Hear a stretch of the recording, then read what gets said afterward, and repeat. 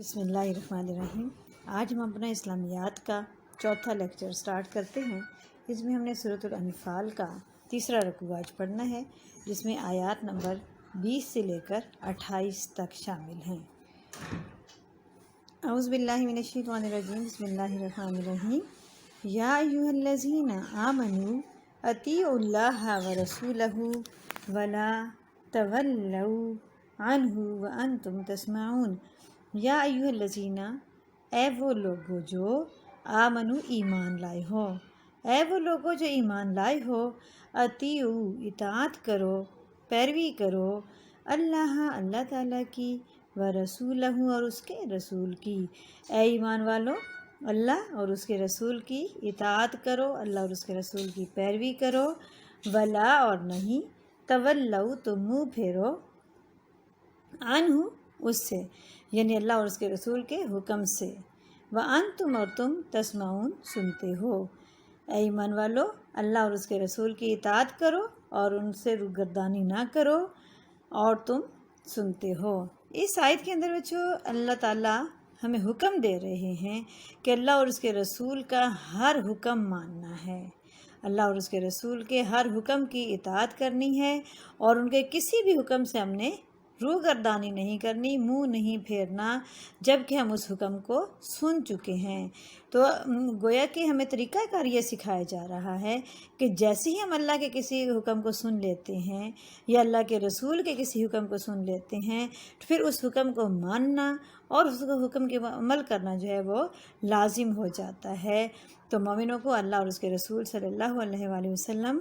کی اطاعت کرنے کا حکم دیا جا رہا ہے۔ اب اگلی آیت میں اللہ تعالیٰ فرماتے ہیں کہ تمہارا رویہ اطاعت کا، فوری اطاعت کا رویہ ہونا چاہیے، کیونکہ جو لوگ اطاعت نہیں کرتے وہ کون ہوتے ہیں؟ ولا اور نہیں، تکونوا تم ہو جاؤ، کالذین ان لوگوں کی طرح، قالوا جنہوں نے کہا، کہ تم ان لوگوں کی طرح نہ ہو جاؤ جنہوں نے کہا سمعنا ہم نے سن لیا، وہم اور وہ لا یسمعون نہیں سنتے، کہ تمہارا رویہ منافقوں اور کافروں کے رویے کے برعکس ہونا چاہیے۔ اب یہ کس کا رویہ ہے کہ جو کہتے ہیں کہ ہم نے سن تو لیا لیکن سن تو نہیں، حقیقت میں ظاہر منافق ہیں اور کافر ہیں، جو اب ان کو بلایا جاتا ہے کہ اللہ اور اس کے رسول کی بات کو سنو، تو کہتے ہیں ٹھیک ہے ہم نے سن لی، لیکن ان کا عمل جو ہوتا ہے وہ اس کے برعکس ہوتا ہے، اسلام دشمنی ان کی وہیں پر جو ہے وہ برقرار رہتی ہے۔ تو اس پہلی آیت میں مسلمانوں کو اللہ اور اس کے رسول کی مکمل اطاعت کرنے کا حکم دیا گیا، اور دوسری آیت میں یہ سمجھایا گیا کہ تمہارا رویہ ان کافروں اور منافقوں جیسا نہیں ہونا چاہیے جو کہ کلام اللہ کو سننے کے باوجود نہیں سنتے۔ سننے کے باوجود نہیں سنتے کا مطلب یہ ہوتا ہے کہ وہ سرسری سنتے ہیں، بظاہر دکھاوے کے لیے سنتے ہیں، لیکن اس کے اوپر عمل نہیں کرتے۔ اب اگلی آیت کے اندر جو لوگوں کا یہ رویہ ہوتا ہے کہ سنتے ہیں اور لیکن عمل نہیں کرتے، ان کو اللہ تعالیٰ کس سے تشبیہ دے رہے ہیں؟ ان بے شک شر برے الدواب جانور، عند اللہ اللہ کے نزدیک، بے شک اللہ کے نزدیک بدترین جانور وہ ہوتے ہیں الصم جو بہرے ہیں، البکم جو گونگے ہیں، الذین وہ لوگ جو لا نہیں یا عقلون کچھ بھی عقل رکھتے، کچھ بھی سمجھ بوجھ رکھتے، کہ وہ لوگ جو کہ اللہ تعالیٰ کے حکم کو سنتے نہیں ہیں، اللہ کی آیات کو سنتے نہیں ہیں، یا انسنی کر دیتے ہیں، تو ان کو اللہ تعالیٰ کیا کہہ رہے ہیں کہ وہ جو ہے وہ ان جانوروں کی طرح ہیں۔ ان شر الدواب عند اللہ الصم البکم الذین لا یعقلون، کہ جانوروں میں بھی سے بھی سب سے بدتر جانور وہ ہوتے ہیں جو کہ بہرے اور گونگے بن جاتے۔ بہرے کس طرح سے کہ کلام اللہ اگرچہ وہ بظاہر ان کو سنائی دے رہا ہوتا ہے لیکن ان کے پر اثر نہیں کر رہا ہوتا، تو گویا کہ ایسے لوگوں کو بہرے کہا گیا، اور گونگے اس لیے کہ حق بات انہوں نے سن بھی لی، انہیں پتہ بھی چل گیا کہ یہ حق بات ہے، لیکن زبان سے اس حق بات کا اعتراف نہیں کرتے، زبان سے اس حق بات پر جو ہے وہ یقین نہیں کرتے، اس کو مانتے نہیں ہیں، کلمہ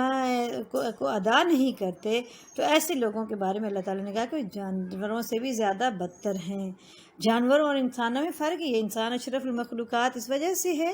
کہ وہ اللہ تعالیٰ کے احکام کے اوپر عمل کرنے والا، اللہ تعالیٰ کا نائب بن کے دنیا میں آیا ہے، اللہ تعالیٰ کے دی ہوئی جو تعلیمات ہیں ان کو دنیا کے اندر جو ہے ان کو امپلیمنٹ کرنے کے لیے انسان دنیا میں آیا ہے۔ تو اگر انسان یہ فریضہ سر انجام دیتا ہے، اللہ کے کلام کو سنتا ہے، اللہ کے رسولوں کے کلام کو سنتا ہے، اس پر عمل پیرا ہوتا ہے، اس کو آگے دوسروں تک پہنچاتا ہے، تو وہ پھر اشرف المخلوقات کا اسٹیٹس اس کا برقرار رہتا ہے۔ لیکن اگر انسان الہامی تعلیمات کو نہیں مانتا، اللہ اور اس کے رسول کی تعلیمات کو نہیں مانتا، تو ایسے شخص کے بارے میں اللہ تعالیٰ نے قرآن پاک میں ایک اور جگہ پر بھی فرمایا ہے کہ اولئک کالانعام بل ہم اضل، کہ وہ جانوروں کی طرح ہیں بلکہ وہ ان سے بھی زیادہ بدتر ہیں۔ تو یہاں پر بھی ایسے لوگوں کو یہی تشبیہ دی گئی کہ جو لوگ اللہ تعالیٰ کی آیات کے سامنے گونگے بہرے بن جاتے ہیں، وہ کچھ سمجھ بوجھ نہیں رکھتے، تو ان جانوروں سے بھی زیادہ بدتر ہوتے ہیں۔ اب ان آیات کا باہم ترجمہ ہم دیکھ لیتے ہیں۔ یا ایھا الذین آمنوا اطیعوا اللہ ورسولہ ولا تولوا عنہ وانتم تسمعون، اے ایمان والو، اللہ اور اس کے رسول کے حکم پر چلو اور اس کی روگردانی نہ کرو اور تم سنتے ہو۔ ولا تکونوا کالذین قالوا سمعنا وهم لا يسمعون، اور ان لوگوں جیسے نہ ہونا جو کہتے ہیں کہ ہم نے اللہ کا حکم سن لیا مگر حقیقت میں نہیں سنتے۔ ان شر الدواب عند اللہ الصم البکم الذین لا یعقلون، بے شک کچھ شک نہیں کہ اللہ کے نزدیک تمام جانوروں سے بدتر وہ بہرے گونگی ہیں جو کچھ بھی سمجھ بوجھ نہیں رکھتے۔ ولو، اور اگر علم اللہ، علما جانتا، جان لیتا، معلوم کر لیتا اللہ تعالیٰ فیہم ان میں خیرن کچھ بھلائی یا کچھ نیکی، لاسمعہم تو ان کو ضرور سنوا دیتا، لاسمع وہ ضرور سنوا دیتا ہم ان کو، کہ اگر ان کے اندر کوئی نیکی کا مادہ دیکھتا، کوئی رغبت دیکھتا اسلام کی طرف، حقیقت کو پہچاننے کی طرف، تو ضرور ان کو جو ہے یہ سننے کی توفیق بخش دیتا۔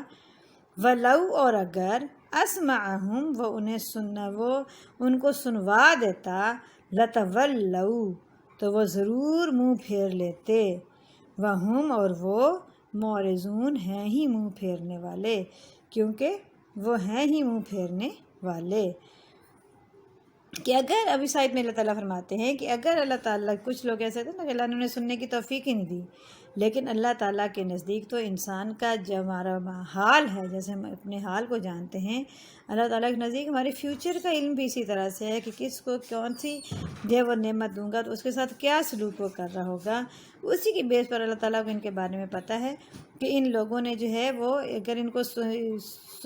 سننے کی صلاحیت مل بھی جاتی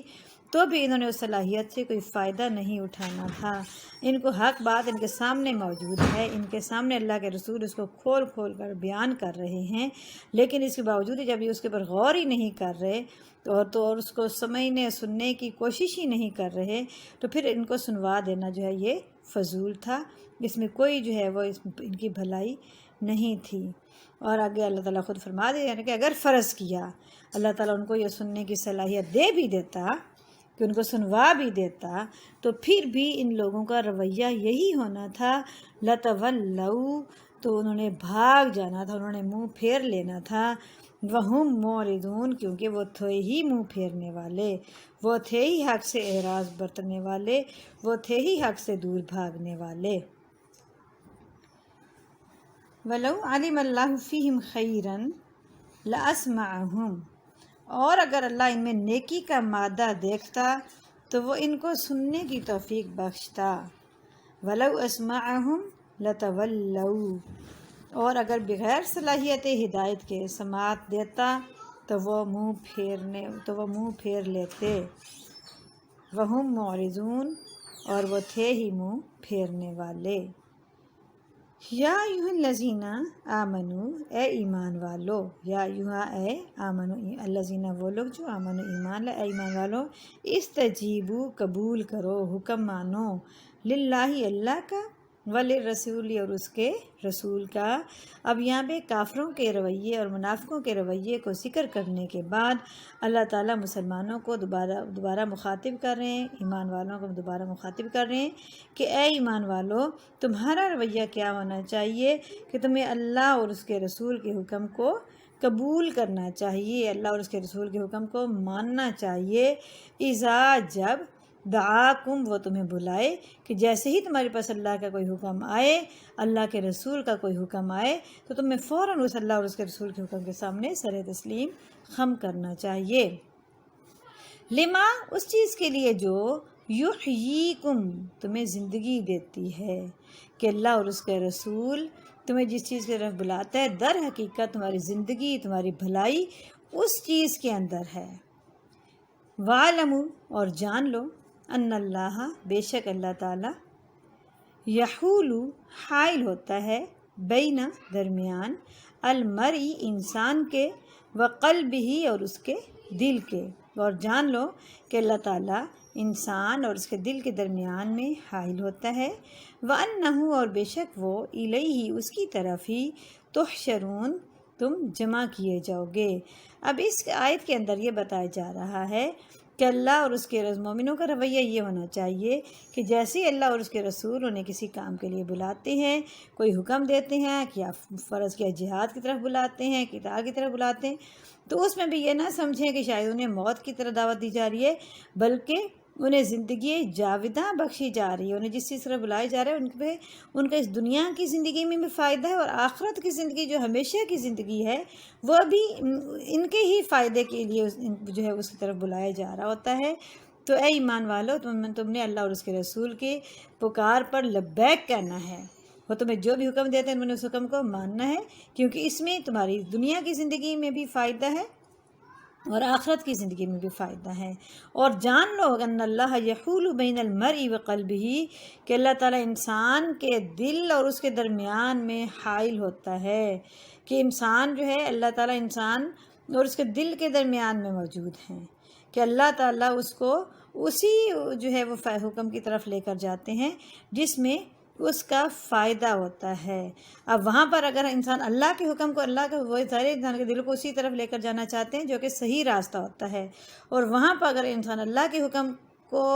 नज़रअंदाज कर देता है, फिर वो शैतान के हुक्म के ऊपर चल रहा होता है। तो शैतान के हुक्म से पनाह मांगकर अल्लाह ताला जिस हुक्म की तरफ इंसान को चलाते हैं उसी हुक्म की तरफ जो है वो उसके पर अमल करने में ही इंसान का फ़ायदा है। व अन्नहु और बेशक इलैही उसी की तरफ ही तुहशरून जमा किए जाएंगे, और उसी अल्लाह की तरफ ही वापस पलट कर जाना है। अच्छा जी, अब हम इसे अगली आयत से कैसे इसका आगाज़ करते हैं। वत्तकू फितनतन ला तुसीबन्नल्लज़ीना ज़लमू मिनकुम खास्सा वअलमू अन्नल्लाह शदीदुल इक़ाब। वत्तकू और डरो, बचो, फितना आजमाइश से, फितने से, ला नहीं, तुसीबन्ना जिसमें मुब्तला होंगे, जो पहुँचेगा, अल्लज़ीना सिर्फ़ इन्हीं लोगों को, ज़लमू जो जुल्म करते हैं, मिनकुम तुम में से, ख़ासा ख़ास तौर पर, कि उस फितने से बचो, उस अज़ाब से बचो। जब वो अज़ाब आ जाएगा तो तुम में से फिर खसूसियत के साथ वो सिर्फ़ उन्हीं लोगों पर वाक़या नहीं होगा जो तुम में से ज़ालिम हैं, बल्कि फिर वो अज़ाब सबको अपनी लपेट में ले लेगा।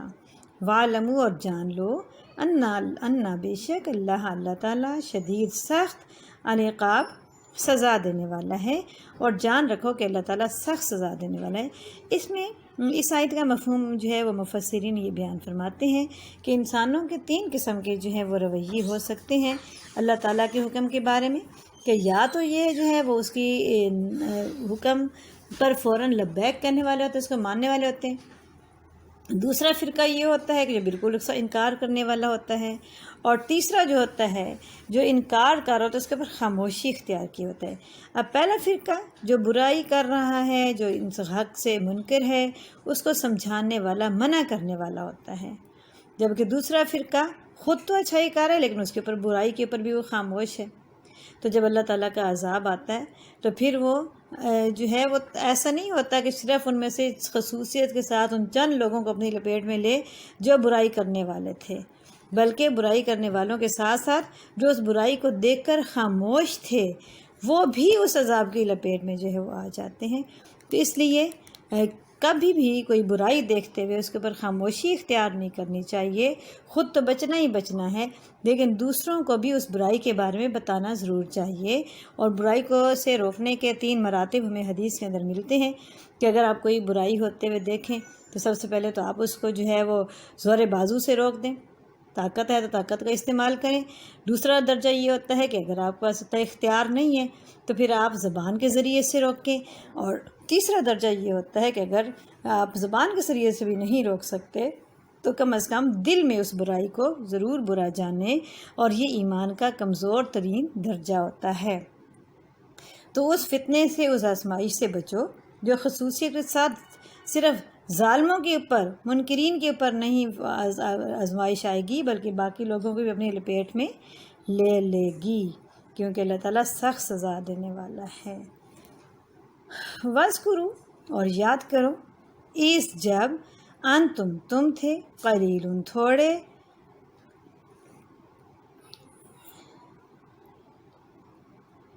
مستضعفون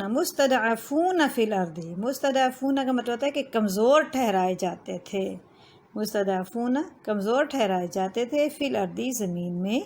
تخافون تم ڈرتے تھے، ان یہ کہ یتخطفکم کہ تمہیں اچک لے جائیں، ختم کر دیں، الناس لوگ، فآواکم پس اس نے تمہیں پناہ دی، وأیدکم اور تمہیں طاقت دی، قوت دی، تائید کی تمہاری، بنصرہ اپنی مدد سے، ورزقکم اور تمہیں رزق دیا، من الطیبات پاکیزہ چیزوں میں سے، لعلکم تاکہ تم تشکرون شکر ادا کرو۔ کہ تم اس وقت کو یاد کرو جب تم تعداد میں تھوڑے تھے، زمین میں کمزور سمجھے جاتے تھے، اور تم ڈرتے تھے کہ کہیں لوگ تمہیں اچک نہ لے جائیں۔ تو اس کمزوری کی صورتحال میں اللہ تعالیٰ نے تمہیں جگہ بھی دی، تمہیں طاقت بھی دی، اپنی مدد تمہارے شامل حال رکھی، اور تمہیں رزق بھی دیا پاکیزہ چیزوں میں سے، اور یہ سب کچھ دینے کا مقصد کیا تھا کہ تم شکر ادا کرو۔ اب یہ وہ وقت یاد کروایا جا رہا ہے کہ جب مسلمان مکہ کی سرزمین پر تھے، اسلام اب پھیلنا ابھی نیا آیا تھا، بہت تھوڑی تعداد میں لوگ جو ہیں وہ مسلمان ہوئے تھے۔ تو جو تھوڑی تعداد میں مسلمان تھے وہ اتنے پر زمین مکہ بھی تنگ ہو گئی تھی، جو ہے وہ جو مسلمان ہوتا تھا اس پر ظلم و ستم کے پہاڑ ڈھا دیے جاتے تھے، اور مسلمان ہر وقت اس ڈر میں رہتے تھے کہ ہمیں کافر جو ہے یہ نقصان پہنچا دیں گے۔ تو اللہ تعالیٰ نے اس قسم پرسی کی صورتحال سے مسلمانوں کو نکالا، مسلمانوں کو مکہ میں سے جو ہے وہ ہجرت کروا کے مدینہ لائے، یہاں پر مسلمانوں کو جگہ بھی دی، پھر مسلمانوں کی تعداد میں بھی اضافہ کیا، ان کو قوت دی، پھر جنگوں کے اندر اللہ تعالیٰ نے مسلمانوں کی مدد کر کے ان کو فتوحات دیں، بہت سارا جو ہے فتوحات کے نتیجے میں مال غنیمت مسلمانوں کے پاس آیا۔ تو یکسر جو حالات تھے مسلمانوں کے اللہ تعالیٰ نے وہ تبدیل کر دیے، اور یہ تمام نعمتیں یاد کروانے کا مقصد یہ ہے تاکہ تم اللہ تعالیٰ کا شکر ادا کرو۔ اذا انتم قلیل مستضعفون فی الارض، جب تم زمین مکہ میں قلیل اور ضعیف سمجھے جاتے تھے اور ڈرتے تھے، وتخافون ان یتخطفکم الناس کہ لوگ تمہیں اڑا نہ لے جائیں، اچک نہ لے جائیں، فآواکم تو اس نے تم کو جگہ دی، وأیدکم بنصرہ اور اپنی مدد سے تم کو تقویت بخشی، ورزقکم من الطیبات اور پاکیزہ چیزیں کھانے کو دی، لعلکم تشکرون تاکہ تم اس کا شکر ادا کرو۔ اب اگلی آیت ہے یا ایھا الذین آمنوا لا تخونوا اللہ والرسول وتخونوا اماناتکم وانتم تعلمون۔ یا ایھا الذین آمنوا، اے ایمان والو، لا تخونوا تم خیانت نہ کرو، اللہ کے ساتھ، ورسول اور رسول کے ساتھ، اے ایمان والو اللہ اور اس کے رسول کے ساتھ خیانت نہ کرو، وتخونوا اور نہ خیانت کرو، اماناتکم اپنی امانتوں میں، وانتم اور تم تعلمون تم جانتے ہو۔ اب اس کے اندر جو ہے وہ مسلمانوں کو دو طرح کی خیانتیں جو ہیں وہ ہو سکتی تھیں جن کا شبہ تھا، ان دونوں قسم کی خیانتیں کرنے سے منع فرما رہے ہیں اللہ تعالیٰ۔ پہلی خیانت یہ ہے کہ اللہ اور اس کے رسول کے ساتھ خیانت نہ کرو۔ اللہ اور اس کے رسول کے ساتھ خیانت کرنے کا مطلب یہ ہے کہ اللہ تعالیٰ کا جب کوئی حکم آ جاتا ہے، اللہ کے رسول کو کوئی حکم آ جاتا ہے تو اس حکم کو نہ ماننا دراصل خیانت ہے۔ تو اس حکم کو فوری طور پر ماننا ہے اور اس کو اپنے عمل میں جو ہے وہ لے کر آنا ہے۔ تو یہ اگر ہم دین کے معاملے میں کوئی کوتاہی کرتے ہیں تو گویا کہ یہ خیانت ہو جاتی ہے۔ وَتَخُونُوا أَمَانَاتِكُمْ، اور یہ جو ہے وہ خیانت کی دوسری قسم ہے کہ آپس میں جو ایک دوسرے کی امانتیں تمہارے سپرد کی جاتی ہیں، تمہارے پاس رکھی جاتی ہیں، تو ان امانتوں میں بھی خیانت نہیں کرنی اور ان امانتوں کو بھی پوری ایمانداری کے ساتھ جو ہے واپس پہنچانا ہے۔ اس کے علاوہ مسلمانوں کے اور بھی ایک دوسرے کے بارے میں ہمارے جو ہے وہ امانتیں ٹھہرائی جاتی ہیں۔ کوئی مشورہ مانتا ہے اس کو بھی امانت کہا گیا ہے، کسی کو اچھی بات بتانا بھی ہمارے پاس امانت ہے۔ تو گویا کہ ہم آپس میں ایک دوسرے کے ساتھ بھی جو ہے وہ معاملات کو صحیح رکھنا ہے اور اس میں بھی خیانت نہیں کرنی ہے۔ وَأَنْتُمْ تَعْلَمُونَ، اور تم جانتے ہو۔ اے ایمان والو، نہ تو اللہ اور اس کے رسول کی امانت میں خیانت کرو اور نہ ہی اپنی امانتوں میں خیانت کرو، اور تم ان باتوں کو جانتے ہو۔ وَاعْلَمُوا، اور جان رکھو، أَنَّمَا، بے شک، أَمْوَالُكُمْ، اور جان رکھو کہ بے شک تمہارے مال،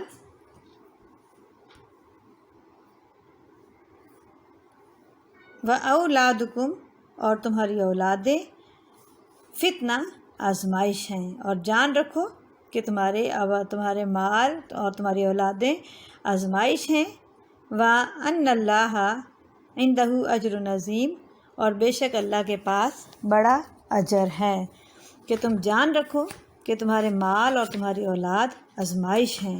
کہ یہ دو چیزیں ایسی ہیں جو انسان کو برائی کی طرف لے کر جا سکتی ہیں۔ کہ انسان جو ہے وہ مال کی کشش، مال میں بہت زیادہ کشش ہوتی ہے، اس کو دیکھ کر اس کا ایمان ڈگمگانے کا خطرہ ہوتا ہے،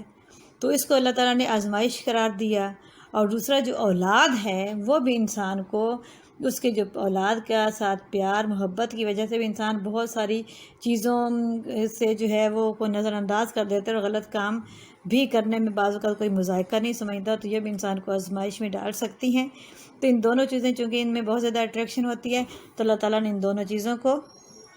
جو ہے ہمیں بتا دیا کہ یہ آزمائش ہیں، مال بھی اور اولاد بھی، اور ان دونوں آزمائشوں میں جو ہے وہ تم نے اپنے ایمان پر ثابت قدم رہنا ہے اور ان آزمائشوں کے پر پورا اترنا ہے، کیونکہ جو اس آزمائش پر بھی پورا اترتا ہے تو اللہ تعالیٰ کے لیے، ان ایسے لوگوں کے لیے اللہ تعالیٰ کے پاس بہت بڑا اجر ہے۔ ان اللہ عندہ اجر عظیم، اور ایسے لوگوں اللہ تعالیٰ، ان اللہ عندہ اجر عظیم، اور بے شک اللہ تعالیٰ کے پاس جو ہے وہ جو نیکیاں کرتا ہے انسان، اس کے لیے بہت بڑا اجر ہوتا ہے۔ اچھا، اب جو ہے وہ اس ایکسرسائز کے کویسچنز ہیں۔ یہ دو کویسچن اس کے ایکسرسائز میں ہیں۔ پہلا سوال ہے، شر الدواب سے کیا مراد ہے؟ شر الدواب سے مراد ہے بدترین جانور۔ جانوروں کے مقابلے میں اللہ تعالیٰ نے انسان کو قوت گویائی اور عقل و شعور سے نوازا ہے، مگر ایسے انسان جو حق کو نہ پہچانے تو انہیں بدترین جانور کہا گیا ہے۔ سورۃ الانفال میں کفار یعنی یہود، نصارہ، مشرکین، منافقین کو بدترین جانور کہا گیا کیونکہ یہ لوگ عقل رکھتے ہوئے بھی ایمان نہیں لاتے تھے۔ دوسرا سوال ہے، سورۃ الانفال کی آیات میں خیانت سے کیا مراد ہے؟ تو خیانت کے معنی ہے دغا، دھوکہ، بے ایمانی اور عہد شکنی۔ خیانت امانت کی ضد ہے اور منافق کی نشانی ہے۔ سورۃ الانفال میں ارشاد پاک ہے، اے اہل ایمان، اللہ اور رسول کی امانت میں خیانت نہ کرو اور نہ اپنی امانتوں میں خیانت کرو۔ اس آیت کے دو حصے ہیں۔ پہلے حصے میں اللہ اور اس کے رسول کے احکامات سے انحراف اور ان میں تبدیلی سے اجتناب کرنے کا حکم دیا گیا ہے، اور دوسرے حصے میں آپس کے دنیاوی معاملات، لین دین میں اور دھوکہ دہی سے منع کیا گیا ہے۔ تو یہ دونوں قسم کی خیانتیں جو ہیں ان سے منع کیا گیا ہے۔ اب اس کے علاوہ اس صورت کے جو تمرین میں مشکل الفاظ دیے ان کے معنی یہ پہلے صفحے پر موجود ہیں، یہ پیج بھی میں آپ کے ساتھ شیئر کر دوں گی تاکہ اگر لفظی ترجمہ آپ کو سننے میں کوئی مسئلہ ہوا ہو یا آپ کے پاس یہ لکھا ہوا آپ کو سمجھ نہ صحیح آ رہا ہو تو آپ کے پاس میں پیج شیئر کروں گی، وہاں سے آپ جو ہے وہ نوٹ بھی کر سکتے ہیں۔ شرط دواب بدترین قسم کے جانور، یخولو حائل ہوتا ہے، یتخطف اچک لے جائے، استجیبو حکم مانو پکار کا جواب دو، مستضعفون مغلوب بے زور، لا تخونو تم خیانت نہ کرو۔ اب امید ہے کہ آپ لوگوں کو یہ سمجھ آ گئی ہوگی، اور اگر اس کے باوجود بھی کوئی جو ہے وہ ایسا مسئلہ ہو جو آپ کو سمجھ میں نہ آئے پھر اس کو آپ لیکچر میں ڈسکس کر لیجئے گا۔ اللہ حافظ۔